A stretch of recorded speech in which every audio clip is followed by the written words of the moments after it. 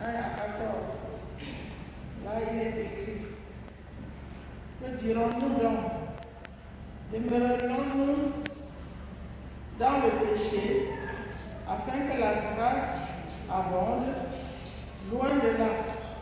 Nous qui sommes morts au péché, comment vivions-nous encore dans le péché? Ignorez-vous que nous tous qui avons été baptisés en Jésus-Christ, c'est en sa mort que nous avons été baptisés.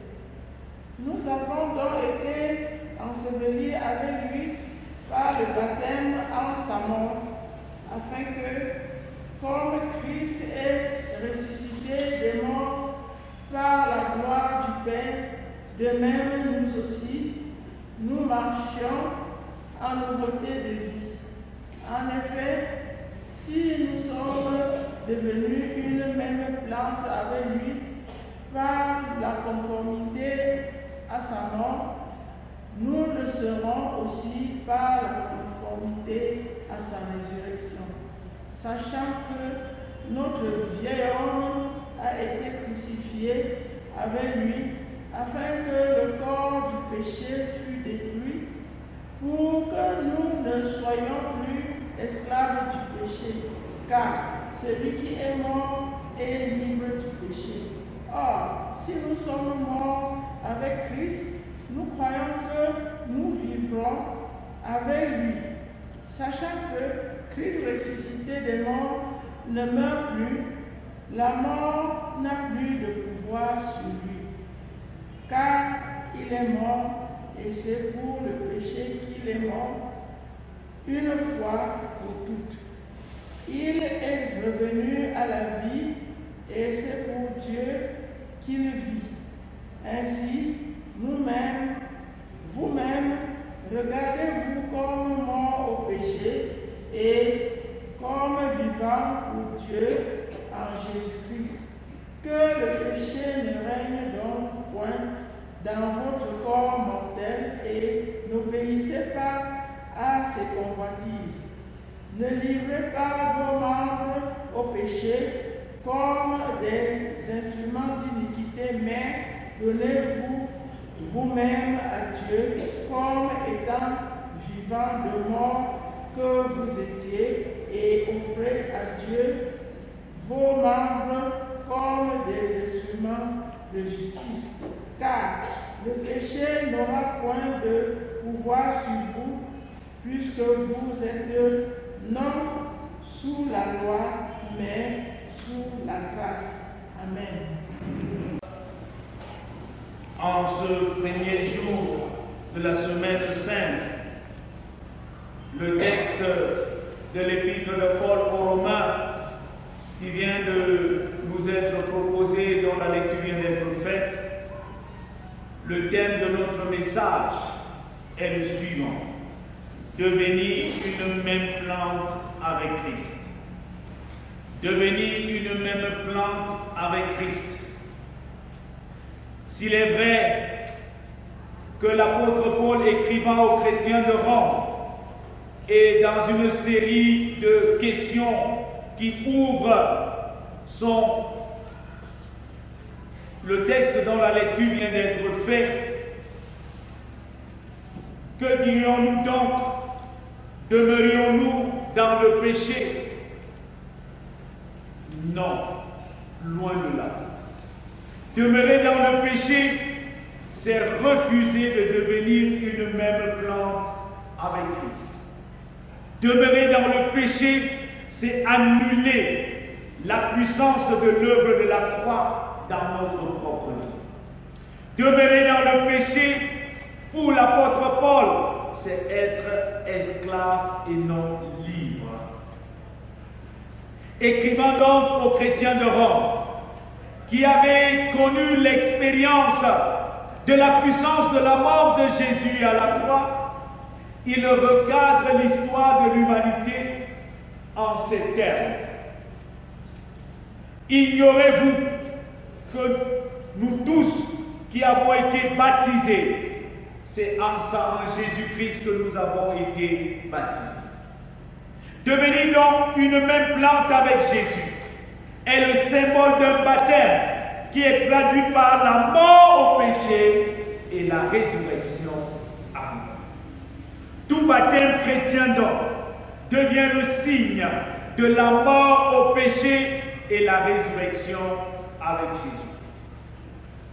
En effet, si nous sommes devenus une même plante avec lui, ceci c'est en conformité avec sa mort. Alors, devenir une même plante avec Jésus, c'est accepter de mourir au péché avec lui-même. Et lorsqu'on accepte de mourir au péché, on accepte par ricochet de ressusciter avec lui pour la vie. Mes frères et sœurs, nous sommes dans un monde 2000 ans après que Jésus soit mort et ressuscité. Mais les gens vivent comme si Jésus n'était pas mort pour le péché. On peut se poser la question, est-ce que nous sommes une même plante avec Jésus? Devenir une même plante avec lui, c'est cesser d'être quelque chose par nous-mêmes. C'est refuser de vivre dans les convoitises de ce monde, ou pour paraître, ou pour mépriser les autres créatures. Devenir une même plante avec lui, c'est accepter que notre vieil homme perde sa nature et que nous revêtons la nature de Christ. Devenir donc une même plante avec lui, ceci est en conformité à sa mort et à sa résurrection. Y a-t-il un vieil homme dans ta vie? Y a-t-il un homme nouveau? Y a-t-il un vieil homme dans ta vie? Y a-t-il un homme nouveau? Si la réponse à cette question est par l'affirmative, c'est que tu es devenu une même plante avec Christ. Mais si la réponse à cette question est par la négation, alors tu n'as pas encore fait l'expérience de la mort et de la résurrection. Pour l'apôtre Paul, car celui qui est mort est libre du péché. Par conséquent, si tu n'as pas fait l'expérience de la mort au péché, tu n'es pas libre à l'égard du péché.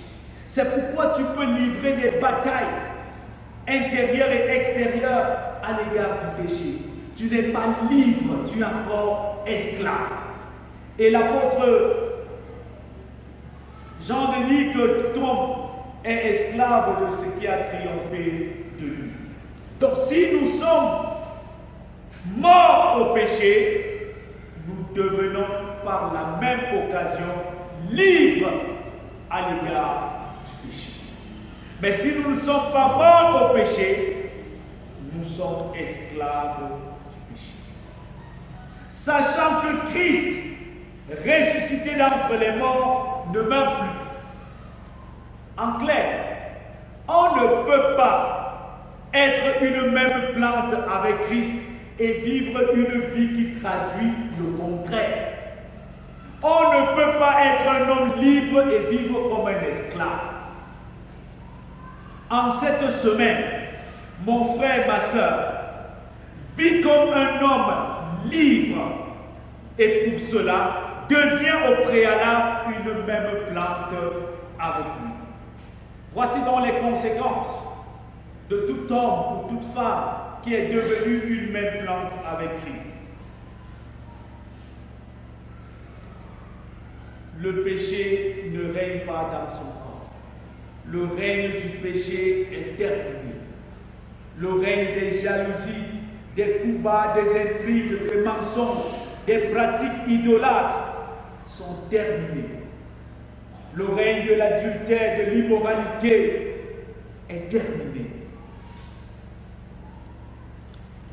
Son corps n'est plus livré à la merci du péché, mais comme étant des instruments pour la gloire de Dieu.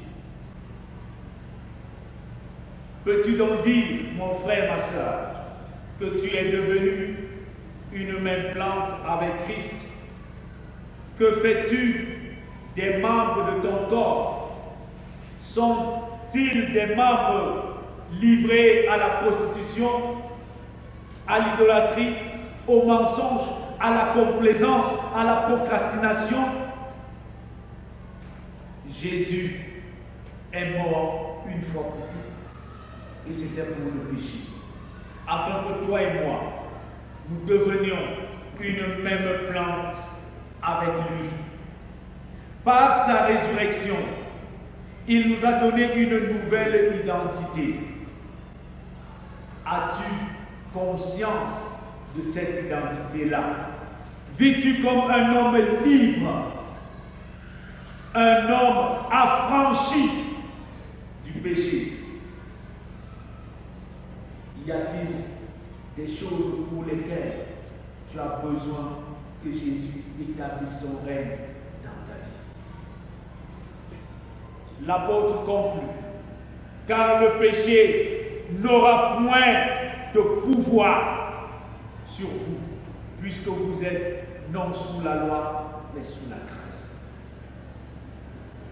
Tout homme qui vit sous la loi est un esclave, mais tout homme qui vit sous la grâce est libre, pas parce qu'il a obtenu sa liberté par les mérites, mais un seul a mérité pour qu'il soit libre, c'est Jésus-Christ. Oui, mes frères et sœurs, si nous sommes appelés à devenir une même plante avec Christ, tel il est, tel nous sommes. Regarde un peu dans ta marche avec Dieu. Est-ce que tu es véritablement une même plante avec lui? Est-ce que toi et Christ, vous pouvez être confondus, identifiés comme étant la même personne, dans ta manière d'être, dans ta manière de rendre l'adoration?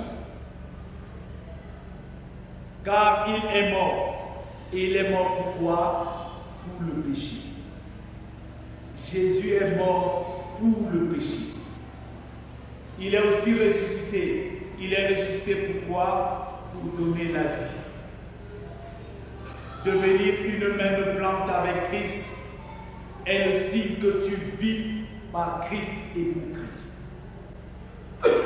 Engage-toi, mon frère, ma soeur, désormais à mener une vie en conformité en la résurrection de Christ, parce que tu es également conforme à sa mort.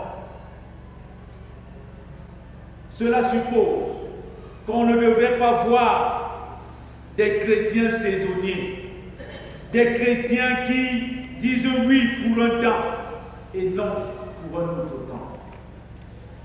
Une même plante a une et une seule racine. Elle a un et un seul tronc. Elle a le tronc et les branches sont connectées à un seul tronc. Tu ne peux pas être chrétien à ta manière, mais tu ne peux être chrétien conformément à la manière de Christ. Puissant cette semaine où nous nous engageons à devenir une même plante avec lui, que chacun vive comme un chrétien libre, conforme à la mort de Christ et conforme à la liberté que Christ seul donne. Que le Seigneur bénisse en nous l'écoute de sa parole. Amen. Parce que par ta mort, tu fais de moi et de ma sœur une même plante avec toi. Par ta résurrection, nous sommes conformes à cette plante que tu es. Ô Jésus, nous ne voulons plus vivre sous le poids du péché, car tu nous as affranchis et c'est pour la liberté que tu nous as affranchis. Nous refusons, Seigneur, que notre corps soit le règne du péché, mais que ce soit le règne de la justice. Et nous t'offrons nos corps comme les membres de la justice et non de l'injustice, car le péché n'aura aucun pouvoir désormais sur nous. Par ta mort, tu as annulé la puissance du péché sur notre vie, et nous acceptons que tu règnes dans nos corps. que tu règnes dans nos cœurs, que tu règnes dans nos esprits et que ton nom soit jamais glorifié